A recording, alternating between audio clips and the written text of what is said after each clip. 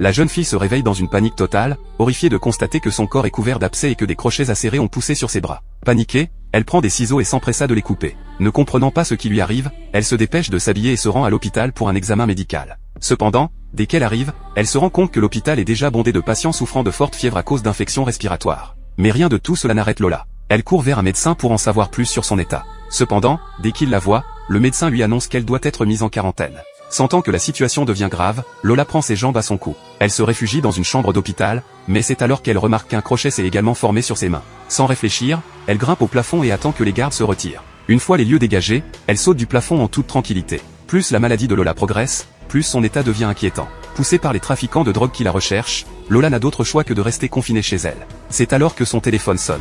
C'était un appel des hommes du trafiquant de drogue, qui lui proposait de la rencontrer le lendemain pour lui administrer un antidote. Le lendemain, lorsqu'elle arrive à l'endroit convenu, un homme imposant surgit derrière elle et la rend inconsciente avant de l'emmener de force. À son réveil, Lola se retrouve ligotée, totalement immobile.